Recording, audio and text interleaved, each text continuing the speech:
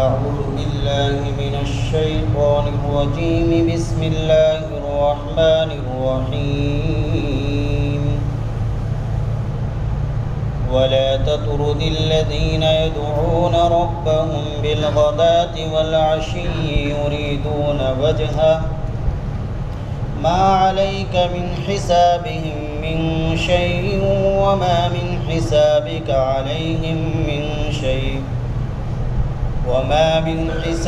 عليهم من شيء فتطردهم فتكون من الظالمين. وكذلك فتنا بعضهم ببعض ليقولوا أهؤلاء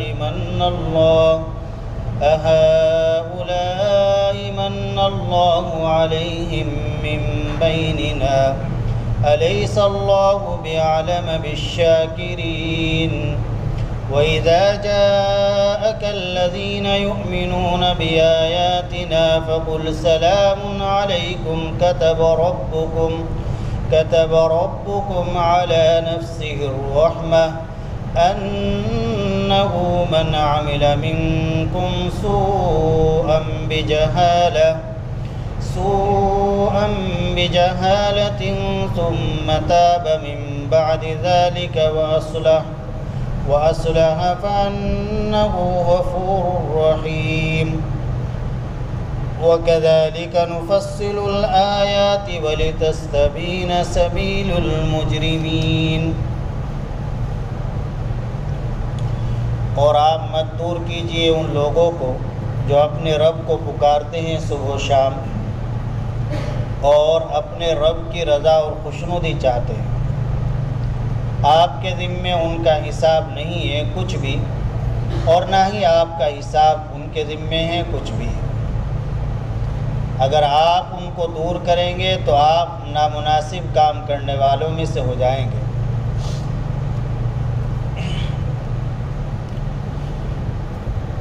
جو لوگ اسلام اور مسلمانوں کو نہیں مانتے، اللہ کے رسول کا انکار کرتے ہیں، تو وہ انسانی حقیقت کے بھی زیادہ معترف اور اقرار کرنے والے نہیں ہیں. وہ انسان کو بس ایک حیوان ہی مانتے ہیں کہ جیسے ایک ہوشیار جانور ہوتا ہے تو ایسے انسان بھی ایک ہوشیار جانور ہے، بس اتنا ہی مانتے ہیں. اور ہر زمانے میں تقریباً جو مالدار لوگ ہوئے ہیں وہ اپنے آپ کو بڑا سمجھتے ہوئے آئے ہیں، اور جو غریب قسم کے لوگ ہیں ان کو حقیر و ذلیل سمجھتے ہوئے آئے. یہاں تک کہ انہوں نے وقت کے نبی سے بھی اس بات کا مطالبہ کیا کہ ہم آپ پر اس وقت ایمان لا سکتے ہیں کہ جب کہ آپ اپنی مجلس سے غریب اور حقیر لوگوں کو دور کر دیں. چنانچہ حضرت نوح علیہ السلام سے بھی اس طرح کا مطالبہ ہوا، اور انبیاء اکرام علیہم السلام سے بھی اس طرح کا مطالبہ ہوا. حضرت نبی کریم صلی اللہ علیہ وسلم سے بھی متعدد مرتبہ اس طرح کے مطالبات کیے گئے. ایک مرتبہ جناب ابو طالب کے پاس، جو نبی پاک صلی اللہ علیہ وسلم کے چچا ہیں، مشرکین کے سردار لوگ ہیں، عتیبہ، شیبہ، حارث بن نوفل وغیرہ، یہ لوگ حضرت نبی کریم صلی اللہ علیہ وسلم کے چچا کے پاس آئے اور آ کر کہنے لگے کہ ہم آپ کے بھتیجے کی بات سن تو لیں اور مان بھی سکتے ہیں اور ان کی مجلس میں بیٹھ بھی سکتے ہیں، لیکن ہم مجلس میں اس لیے نہیں بیٹھتے ان کی مجلس کے اندر وہ لوگ موجود ہوتے ہیں جو ہمارے غلام تھے جن کو ہم نے آزاد کر دیا، اور یا ایسے لوگ کہ جن کی زندگی کا گزر بسر صرف ہمارے رحم و کرم پر ہے، ہم ہی ان کی زندگی چلا رہے ہیں. تو ایسے ہمارے نوکر چاکر، آزاد کردہ غلام، حقیر، ذلیل، غریب قسم کے لوگ وہاں ہوتے ہیں، تو ان کے ساتھ ان کے پاس بیٹھتے ہوئے ہمیں شرم آتی ہے. لہذا ہمارے لیے جو ان کی مجلس میں بیٹھنے سے مانع اور رکاوٹ ہے تو وہ یہ چیز ہے، ان کو دور کرا دو، ہم ایمان لے آئیں گے. اور ہم ان کی مجلس میں بیٹھ جائیں گے۔ چنانچہ حضرت عمر فاروق رضی اللہ تعالیٰ عنہ کا بھی مشورہ ہوا کہ ہاں ایسا کر لیا جائے کہ یہ تو اپنے آدمی ہیں ہی، یہ اپنے سے بھاگے گے نہیں، یہ تو اپنے سچے پکے وفادار ہیں، لہذا اگر یہ اس وقت نہ بھی موجود رہیں تو پھر بعد میں آ جائیں گے، کوئی ان کی دل آزاری نہیں ہوگی اور ان کو کوئی تکلیف نہیں پہنچے گی، اور اچھا ہی کہ یہ لوگ جو کفار کے سردار ہیں اور کفار کے رئیس سمجھے جاتے ہیں ایمان لے آئے۔ حضرت عمر فاروق رضی اللہ عنہ کی بھی رائے بنی، اور وہ کون لوگ تھے جو نبی پاک صلی اللہ علیہ وسلم کے پاس صبح و شام رہا کرتے تھے؟ وہ حضرت عمار بن یاسر رضی اللہ تعالیٰ عنہ، صہیب رومی رضی اللہ تعالیٰ عنہ، اس طرح کے جلیل القدر صحابہ جو ظاہری اعتبار سے مالدار نہیں تھے، غریب تھے، لیکن نبی پاک صلی اللہ علیہ وسلم کے پکے سچے عاشق تھے اور صبح و شام اللہ کو پکارتے تھے، اللہ کی عبادت کرتے تھے۔ ان کی عبادت کے اندر اخلاص بھی تھا، اللہ کی رضا، اللہ کی خوشنودی مقصود تھی۔ اللہ کی طرف سے آیت شریفہ نازل ہوئی اور اس میں نبی پاک صلی اللہ علیہ وسلم کو ایسا کرنے سے منع کر دیا گیا۔ حضرت عمر فاروق رضی اللہ تعالی عنہ کو بھی احساس ہوا کہ میں نے غلط رائے دے دی تھی، اللہ کے سامنے توبہ کی، معافی چاہی کہ میری رائے غلط تھی۔ اللہ نے اس آیت شریفہ میں نبی پاک صلی اللہ علیہ وسلم کو مخاطب کر کے فرمایا وَلَا تَطْرُدِ الَّذِينَ، آپ دور نہ کیجئے ان لوگوں کو جو اپنے رب کو پکارتے ہیں صبح و شام، جو اپنے رب کی عبادت میں لگے ہوئے ہیں، آپ پر ایمان لائے ہیں، آپ کی بات مانتے ہیں، اس کے مطابق زندگی گزار رہیں گے، یریدون وجہا، اور عبادت تو اللہ کی کرتے ہی ہیں، ساتھ ساتھ ان کی عبادت کے اندر اخلاص بھی ہے، ان کا مقصد اللہ کی رضا اور خوشنودی ہے۔ تو جب ان کے اندر دونوں باتیں ہیں کہ وہ محض اللہ کو پکارتے ہیں صبح و شام، آپ نے جو ان کو ہدایات دی ہیں، آپ نے جو تعلیم دی ہے اس تعلیم پر وہ عمل کر رہے ہیں، تو آپ ان کو اپنے پاس سے دور نہ کیجیے، اور ان کے اس پکارنے میں، اس عمل کرنے میں اللہ کی رضا مقصود ہے، اخلاص موجود ہے۔ ما علیک من حساب من شیء، اور رہا ان کافروں کا معاملہ، آپ کا کام ان تک اپنی تعلیم کو پہنچانا تھا، ان کو دعوت دینا تھا، وہ آپ نے کر دیا، آپ سے ان کا حساب نہیں لیا جائے گا، ان کا حساب انہی سے لیا جائے گا۔ ما علیک من حساب من شیء، آپ کے ذمے ان کا حساب کچھ بھی نہیں ہے، آپ کے ذمے نہیں ہے۔ وما من حسابک علیہم من شیء، اور نہ ہی آپ کا حساب ان پر ہے کچھ بھی۔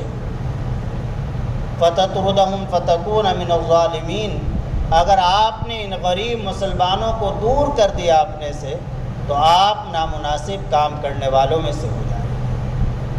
اس آیت شریفہ سے ہمیں اور آپ کو چند سبق ملتے ہیں۔ ایک سبق تو یہ ملتا ہے کہ اگر کوئی آدمی معمولی کپڑوں میں ہے، معمولی حیات، معمولی کیفیت میں ہے، تو اسے آپ معمولی نہ سمجھیں، ہو سکتا ہے اللہ کے یہاں اس کا بڑا اونچا مقام ہے۔ ایسی بہت ساری مثالیں ہیں، حدیث شریف میں بھی آتا ہے کہ اللہ کے کچھ بندے ایسے ہوتے ہیں لو اقسم علی اللہ لابرہ، اگر اللہ تعالیٰ کے بارے میں وہ کوئی قسم کھا لے اللہ پر بھروسہ کر کے تو اللہ ان کو بری کر دیتے ہیں۔ اگر وہ کسی کام کے بارے میں قسم کھا کر کہہ دے یہ کام ہونا ہے تو اللہ وہ کام کر ہی دیتے ہیں۔ تو کسی کے لباس کو، کسی کی پوشاک کو ہلکی دیکھ کر اس آدمی کو ہلکا نہیں سمجھنا چاہیے۔ اصل پوشاک اور لباس معیار نہیں ہے، معیار تو اصل دلوں کی حالت ہے۔ اللہ کے یہاں کس کا کیا مقام ہے اللہ ہی کو معلوم ہے۔ دوسری بات یہ معلوم ہے کہ قبولیت کا معیار اور قبولیت کا مدار وہ مالداری اور غیر مالداری پر نہیں ہے، امیری اور غریبی پر نہیں ہے۔ یہ ضروری نہیں ہے کہ امیر اللہ کا مقبول بندہ ہو اور غریب اللہ کا غیر مقبول بندہ ہو، نہیں، اس کا الٹا بھی ہو سکتا ہے، امیر اللہ کا مبغوض بندہ ہو، اللہ کو پسند نہ ہو۔ کتنے کافر ہیں اللہ نے بڑے امیر بنا رکھے ہیں، لیکن کیا اللہ کو پسند ہے؟ ہرگز نہیں۔ معلوم ہوا کہ پسندیدگی اور ناپسندیدگی کا معیار وہ امیری اور غریبی نہیں ہے، بلکہ اصل میں تقوی، ان اکرمکم عند اللہ اتقاکم، جس کے اندر جتنا تقوی ہوگا وہ اللہ کا اتنا ہی مقبول بندہ ہوگا۔ ایک بات یہ بھی اس آیت شریفہ سے ہمیں اور آپ کو، اور خاص طور سے دعوت و تبلیغ کا کام کرنے والوں کو ایک سبق یہ بھی دیا گیا ہے کہ مبلغ کی تبلیغ، داعی کی دعوت گرچہ عام ہوتی ہے، سب کے لیے ہوتی ہے، لیکن جو شخص مبلغ کی تبلیغ کو قبول کر رہا ہے، داعی کی دعوت پر عمل کر رہا ہے، اس کی بات کو مان رہا ہے، اس کی ہدایات پر چل رہا ہے، تو اس سے توجہ نہیں ہٹانی چاہیے، اس پر توجہ رکھنی چاہیے۔ ایسا نہیں کہ اس سے توجہ ہٹا کر دوسروں پر توجہ لگا دے، نہیں، دوسروں پر بھی توجہ رکھے، لیکن ساتھ ساتھ اس سے بھی توجہ نہ ہٹائیے۔ نبی پاک صلی اللہ علیہ وسلم کو منع کر دیا گیا، آپ ان کو دور نہ کیجیے، آپ ان کو بھی قریب کیجیے۔ وَاصْبِرْ نَفْسَكَ مَعَ الَّذِينَ يَدْعُونَ رَبَّهُمْ بِالْغَدَاةِ وَالْعَشِيِّ يُرِيدُونَ وَجْهَهُ وَلَا تَعْدُ عَيْنَاكَ عَنْهُمْ تُرِيدُ زِينَةَ الْحَيَاةِ الدُّنْيَا۔ آپ اپنے آپ کو ان لوگوں کے ساتھ روکیے کہ جو لوگ صبح و شام اللہ کو پکارتے ہیں اور ان کا مقصود صرف اللہ کی رضا اور خوشنودی ہے۔ وَكَذَلِكَ فَتَنَّا بَعْضَهُمْ بِبَعْضٍ لِيَقُولُوا أَهَٰؤُلَاءِ مَنَّ اللَّهُ عَلَيْهِمْ مِنْ بَيْنِنَا، اور اسی طرح ہم بعض کے ذریعے آزمائش کرتے ہیں تاکہ کہیں کافر لوگ، کیا یہی وہ لوگ ہیں کہ جن پر اللہ نے احسان فرمایا ہمارے درمیان سے؟ الیس اللہ بعلم بالشاکرین، کہ اللہ تعالیٰ شکر گزاروں کو جانتے نہیں ہیں؟ یعنی اللہ تعالیٰ کافروں کو مال دے دیتے ہیں اور مسلمانوں کو مال نہیں دیتے، تاکہ وہ کافر لوگ مسلمانوں پر طنز کرے اور مسلمانوں کے بارے میں کہے کہ کیا وہ یہی وہ لوگ ہیں کہ جن پر اللہ نے احسان فرمایا کہ ان کو ایمان کی دولت دی اور اپنا مقبول اور پسندیدہ بندہ بنایا؟ کیا یہی وہ لوگ ہیں؟ الیس اللہ بعلم بالشاکرین، کیا اللہ تعالیٰ شکر گزار بندوں کو جانتے نہیں ہے؟ جو اللہ کا شکر کرتا ہے اللہ اس کو جانتے بھی ہیں، اور اللہ تعالیٰ اس کی نعمتوں میں اضافہ فرماتے ہیں۔ جو بندہ جتنا شکر گزار ہوگا اتنا ہی اللہ تعالیٰ اس بندے کی نعمتوں میں اضافہ کریں گے اور اس کی نعمتوں کو بڑھائیں گے۔ وَإِذَا جَاءَكَ الَّذِينَ يُؤْمِنُونَ بِآيَاتِنَا فَقُلْ سَلَامٌ عَلَيْكُمْ كَتَبَ رَبُّكُمْ عَلَى نَفْسِهِ الرَّحْمَةَ أَنَّهُ مَنْ عَمِلَ مِنْكُمْ سُوءًا بِجَهَالَةٍ ثُمَّ تَابَ مِنْ بَعْدِهِ وَأَصْلَحَ فَأَنَّهُ غَفُورٌ رَحِيمٌ۔ اور جب آپ کے پاس وہ لوگ آئے جو ہماری آیات پر ایمان رکھتے ہیں تو آپ ان سے کہیے سلام علیکم، تم پر سلام ہو۔ سلام علیکم کی مفسرین نے دو تفسیریں لکھی ہے۔ بعض مفسرین فرماتے ہیں کہ اس کا مطلب یہ ہے کہ جب ایمان والے آپ کے پاس آئے تو آپ ان کو اپنے رب کی طرف سے سلام پہنچائیے۔ یہ ایک بہت بڑی نعمت اور بہت بڑی بشارت اور بہت بڑی خوشی کی چیز ہے ایمان والے کے لیے، کہ اللہ تعالیٰ ایمان والے کو السلام پہنچا رہے ہیں۔ سلام علیکم، تمہارے رب کی طرف سے گویا تمہارے اوپر سلام ہے۔ اور دوسرا مطلب یہ ہے کہ ایمان والوں کو آپ سلام علیکم کہیے، تمہارے اوپر سلامتی ہے، یعنی آخرت کی جو آفات کے جو مصیبتیں ہیں جو کفار و مشرکین پر آئے گی، ان مصیبتوں سے آپ سلامتی میں ہو اور ان مصیبتوں سے آپ محفوظ ہو۔ جب آپ کے پاس ایمان والے آئیں تو آپ ان سے کہیے سلام علیکم، کہ جو مصیبتیں جو پریشانیاں قیامت میں آخرت میں کفار پر آئیں گی، آپ ان پریشانیوں سے اور ان آفات سے محفوظ ہیں، سلامتی میں ہے۔ کتب ربکم علی نفسہ الرحمہ، اور تمہارے پروردگار نے اپنے اوپر رحمت کو لکھ لیا۔ اللہ کی رحمت اللہ کے غضب پر غالب ہے۔ بخاری مسلم متعدد حدیث میں مضمون آیا ہے کہ اللہ تعالیٰ نے عرش پر لکھا ہے ان رحمتی سبقت علی غضبی، میری رحمت میرے غضب پر غالب ہے۔ سلمان فارسی رضی اللہ تعالیٰ عنہ فرماتے ہیں کہ اللہ تعالیٰ نے جب مخلوقات کو پیدا فرمایا تو اللہ نے رحمت کے 100 درجے پیدا فرمائے، ان میں سے ایک درجہ، ایک رحمت، 100 حصے رحمت کے 100 حصے اللہ نے پیدا فرمائے، ایک حصہ اللہ تعالیٰ نے دنیا میں اتارا ہے۔ اس ایک حصے کے نتیجے میں ہی ماں باپ اپنے بچوں سے محبت کرتے ہیں، بچے ماں باپ سے محبت کرتے ہیں، بھائی بہن آپس میں ایک دوسرے سے محبت کرتے ہیں، پڑوسی آپس میں ایک دوسرے کے ساتھ محبت، رحمت، شفقت، رافت کا معاملہ کرتے ہیں۔ اور دنیا کے اندر جتنے بھی تعلقات اور جتنی بھی ایک دوسرے کے ساتھ ہمدردی، غمگساری پائی جاتی ہے تو یہ اس ایک حصے ہی کا نتیجہ ہے۔ 99 حصے اللہ کے پاس ہیں۔ تو اللہ کو اپنے بندوں سے کتنی محبت ہوگی، اللہ کو اپنے بندوں سے کتنی محبت ہوگی اور کتنا پیار ہوگا، اس کو سوچنا چاہیے، اللہ کی رحمت سے امید رکھنی چاہیے۔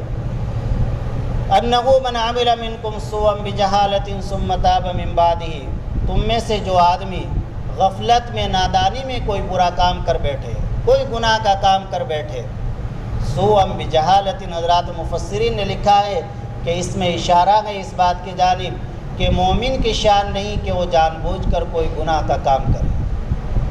جو حقیقی مومن ہے وہ جان بوجھ کر گناہ کا کام نہیں کرتا، وہ گناہ کو بہت بھاری سمجھتا ہے۔ حدیث شریف کے اندر آتا ہے کہ مومن تو گناہ کو اتنا بھاری سمجھتا ہے، اتنا بھاری جیسا کہ پہاڑ، اور مومن کا منافق اور کافر وہ گناہ کو اتنا ہلکا سمجھتا ہے جیسے ناک پر مکھی بیٹھی اور اشارے سے اڑا دے۔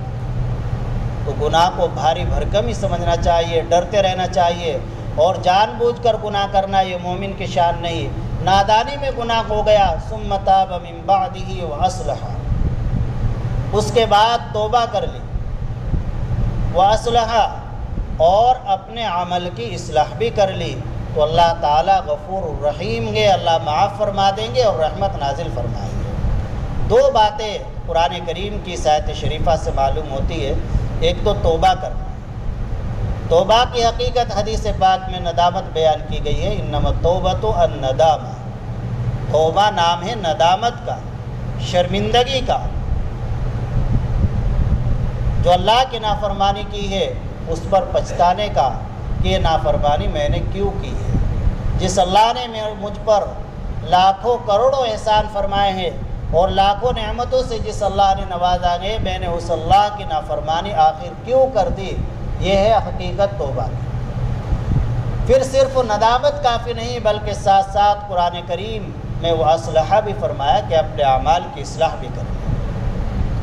اعمال کی اصلاح یہ ہے کہ جو حقوق اللہ ضائع ہوئے ہیں یا جو حقوق العباد اپنے ذمے ہے ان کی ادائیگی میں لگ جائے۔ جو نمازیں چھوٹی ہیں، جو روزے چھوٹے ہیں، جو زکوٰۃیں چھوٹی ہیں، جو حج فرض تھا وہ ادا نہیں کیا، ان سب کی ترتیب بنائے اور ان کی ادائیگی میں مشغول ہو جائے۔ نمازیں قضا کرے اور روزوں کی قضا کرے، جن سالوں کی زکوٰۃ ادا نہیں کی ان سالوں کی زکوٰۃ ادا کرے۔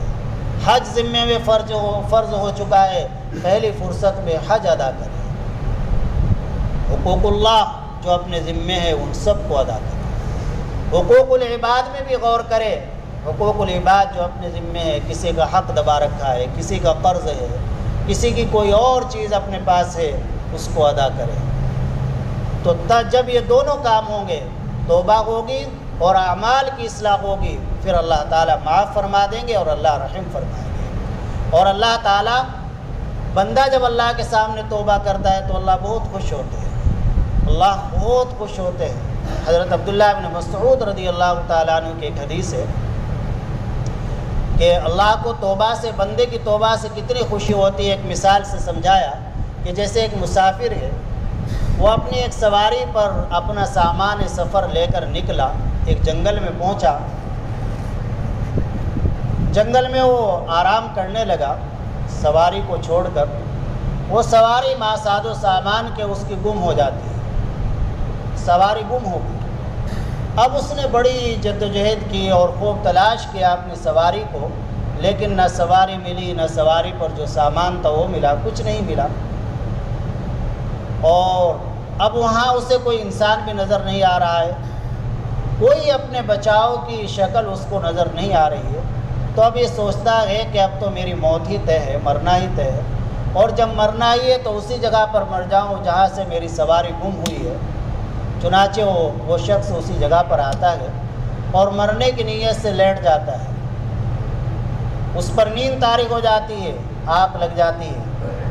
کچھ دیر کے بعد آنکھ کھلتی ہے تو دیکھتا کیا ہے کہ اس کی سواری ماساز و سامان کے اس کے پاس کھڑی ہوئی ہے۔ تو جو آدمی زندگی سے مایوس ہو کر لیٹ چکا تھا، آپ اندازہ لگائیے کہ اس کو ایک نئی زندگی ملی اور اس کی سواری بھی مل گئی، اس کا سامان سفر بھی مل گیا، تو اس کو کیسی خوشی ہوئی۔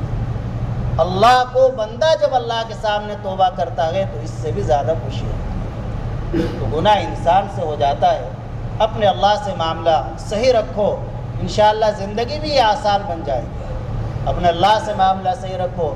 عشاء کے بعد 2 رکعت اللہ کے سامنے صلاۃ التوبہ پڑھ لیجئے اور اللہ کے سامنے زندگی بھر کے گناہوں سے معافی مانگ لیجئے، سچی پکی معافی کر لیجئے، پختہ ارادہ کیجئے آئندہ گناہ نہیں کروں گا۔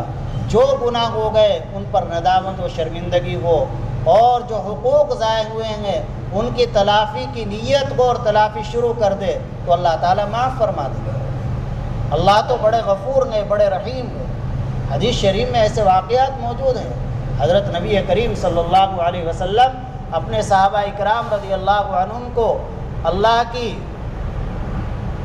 مغفرت کی وسعت کے واقعات بار بار سنایا کرتے تھے کہ اللہ کی مغفرت کا سمندر کیسا وسیع ہے۔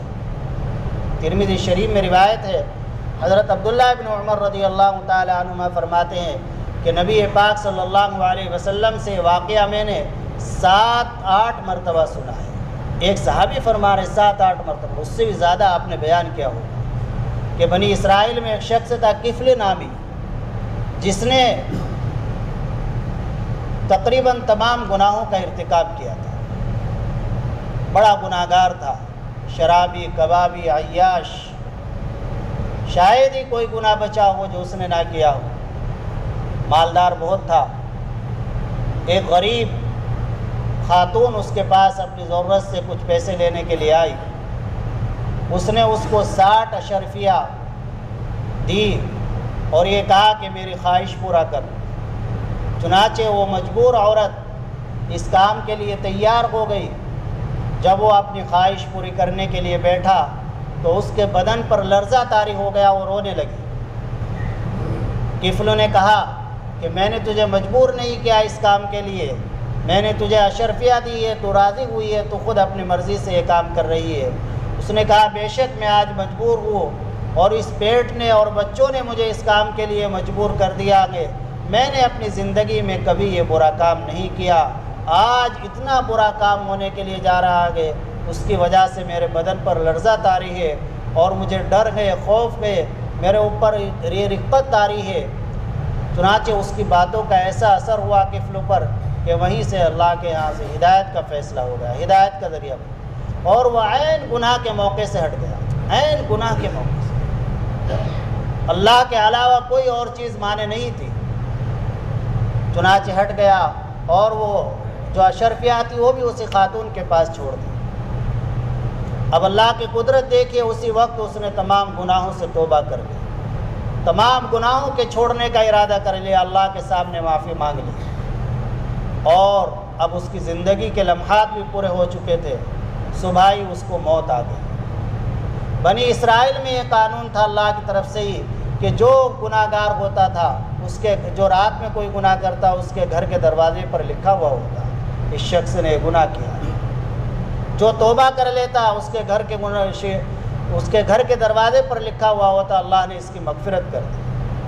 تو جب انتقال ہو گیا، صبح کو لوگوں کو خبر ملی تو لوگ بہت الٹی سیدھی باتیں کہہ رہے تھے، بڑا گناہ گار تھا، بڑا عیاش تھا، بڑا فحاش تھا، لیکن دروازے پر جا کر دیکھا لکھا ہوا تھا ان اللہ قد غفر الکفل، اللہ نے کفل کی مغفرت فرما دی، اللہ نے کفل کی مغفرت فرما دی۔ کسی گناہ گار کو حقیر نہ سمجھو، اس کے گناہ کو حقیر سمجھو۔ کسی سے کوئی گناہ ہو جائے، کوئی غلطی ہو جائے، معلوم نہیں اس نے کیسی توبہ کر لی ہو۔ ایک صحابی ہیں حضرت معاذ اسلمی رضی اللہ تعالی عنہ، زنا کا صدور ہو گیا، زنا ہو گیا، ان پر ان کے مطالبے پر بار بار گئے اللہ کے نبی کے پاس، طاہرنی یا رسول اللہ، اللہ کے رسول مجھے پاک کر دیجیے، مجھے پاک کر دیجیے۔ حد جاری ہو گئی۔ بعض صحابہ نے کچھ الٹا سیدھا کہا انہیں، نبی پاک صلی اللہ علیہ وسلم نے منع فرمایا اور فرمایا کہ ماعز نے ایسی توبہ کی ہے اگر پورے مدینے والوں پر بھی تقسیم کر دی جائے تو سب کو کافی ہو جائے۔ تو اس لیے کسی گناہ گار کو ذلیل نہ سمجھو، حقیر نہ سمجھو، ہو سکتا ہے وہ کب اللہ کے سامنے توبہ کر لے۔ حضرت تھانوی نور اللہ مرقدہ وہ فرماتے ہیں، ان کا ملفوظ ہے کہ میں اپنے آپ کو ہر ایمان والے سے کمتر سمجھتا ہوں فی الحال، اور کافر سے بھی کمتر سمجھتا ہوں فی المعال، کیونکہ معلوم نہیں کہ کافر کا انجام ایمان پر ہو جائے، اس کا خاتمہ ایمان پر ہو جائے اور ہمارا خاتمہ ایمان پر نہ ہو، تو اللہ ہی کو معلوم ہے۔ اللہ عمل کی توفیق عطا فرمائے۔